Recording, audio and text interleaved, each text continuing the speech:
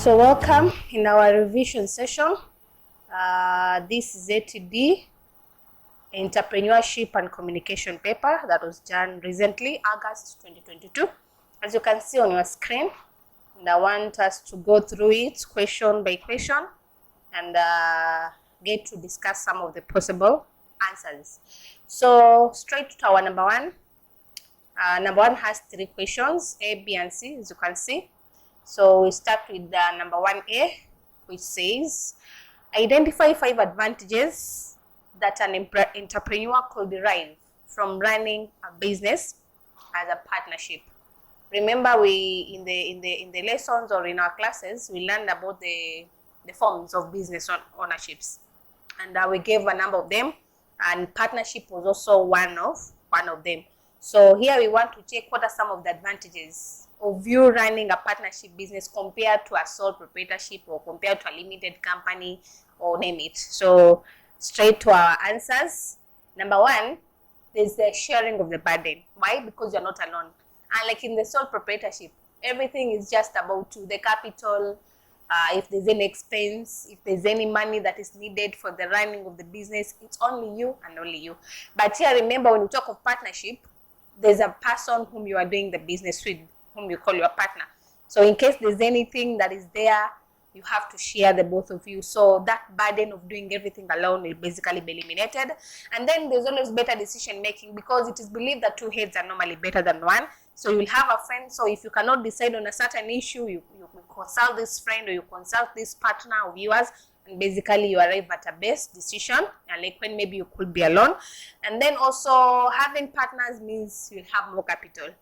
If you start up a business alone, that means all the capital will just be looking at you, only you. The source of income that you have, whether it's savings, whether it's salary, whether you are looking for donations, it's only you that has to gather that capital all alone. But remember, when you have a partner whom you're doing the business with, at least you share 50-50, or depending on how you agree. So more partners means more capital, so you'll not have to look for that capital all alone. And then also shared expertise and knowledge. Remember, I've talked about better decisions because you're having 2 heads. And when you're having 2 heads which come together, reason out together, chances are you could have more ideas, better ideas from one another. And the moment you combine your ideas plus the partner's ideas, then basically you have something good. That is why we are talking about shared expertise as well as knowledge. Because remember, talking about 2 different people or even more who are basically giving out views, giving out opinions about a certain idea. So everyone has his or her own level of knowledge. So when these different levels of knowledge from these different partners is basically combined, something good can emerge. Also, we have a wide range of opportunities because of the many ideas that partners have, because of the many opinions that partners might have, and so many more. So that is our question 1A, which was looking for the advantages that an entrepreneur could derive from running a partnership business. So to our question 1B, let's have a look at it here. 5 key elements that are contained in the executive summary of a business plan. Remember, there was a whole topic about a business plan. We defined what a business plan was, the contents of a business plan, importance of having such a plan, how important or what are some of the benefits can you get as a business person the moment you create such a plan. Those are some of the things that we discussed in that particular topic. So right this moment, the question is simply asking for some of the elements contained in just one content of the business plan. Remember, a business plan has so many contents. We have so many sections, so we have so many chapters, so to say. Number 1 basically becomes the executive summary, because that is where now the plan basically starts. So the question is, what are some of these elements that are normally included in the executive summary section of a business plan? So we say the business plan is always an overview. So it gives about the introduction and overview of the business, the whole idea in general. Basically, it will be found in the business, in the executive summary of the section of the business plan. And then the mission statement, where you are and where you want to be. can be also described in the executive summary section. So mission statement has to be included in the executive summary, and then information about the company leadership, staff, operation, and all that, in case the boards of directors, in case the kind of staffs that you have, the kind of leaders that you have, and operations that are basically given priority for the business that you're about to undertake. So those will also be included in the summary. And then your problem statement. What made you basically think of that opportunity? What has driven you, or what forces basically made you to think of such an opportunity? And maybe what made you think that once I invest in this certain opportunity, something good is going to come out of it. So that can also be found in the executive summary. And then your business idea. What is the idea of your business in general?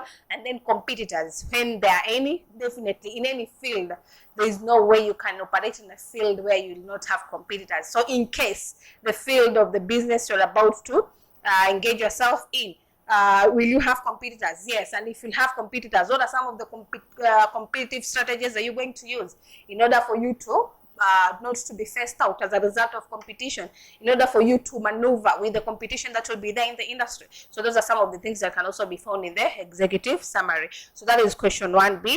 And then we have our question 1C, which is our last part of question 1, which is asking for 5 gaps in the market that could provide an entrepreneurial opportunity. What are the 5 gaps in the market that could provide an entrepreneurial opportunity? When you talk of a gap, what do we refer to?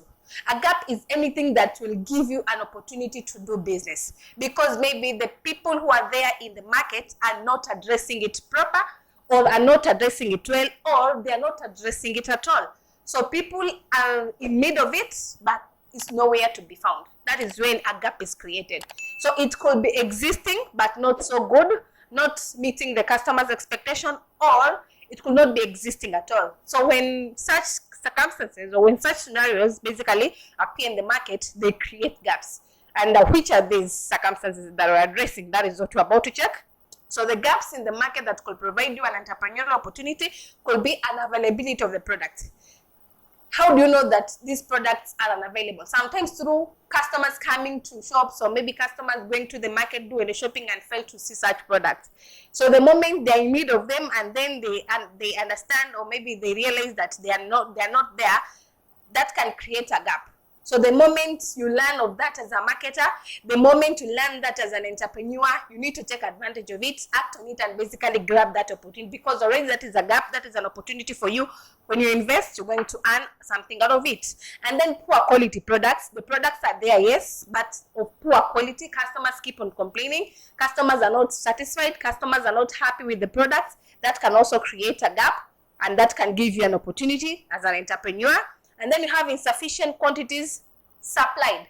The quantities are there, but very minimal. People scramble for such products, which makes those products basically too high in terms of prices, or sometimes make the products to be scarce, no longer to be seen. Maybe when they are seen just for a short while and then they disappear again. So insufficient quantities supplied can also create a gap, which can give you an opportunity as an entrepreneur.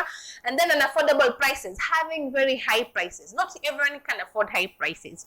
In this market, especially in these eras, in different economies, things are so bad. People are struggling. There are no employment. And hence, because there's no employment, also income becomes an issue. So if income becomes an issue, how can you afford something that is expensive? So sometimes having products in the market which are highly expensive could create gaps for those people who cannot afford such products of high price. So that can also be an entrepreneurial opportunity for an entrepreneur. And then poor services, definitely, because when you talk of product, a product can be a good or can be a service. So maybe the services that people are looking for in the market are there, yes, but of poor quality. They do not meet the customer's expectations. Then that can also create a gap, of which can give you an opportunity as an entrepreneur. So these are some of the gaps in the market that any entrepreneur could stay or should stay alert to ensure that once he knows or once he comes across them, then already see an opportunity for you to invest and basically earn something good out of it. So that is our question 1. Thank you. Let's meet in our second question.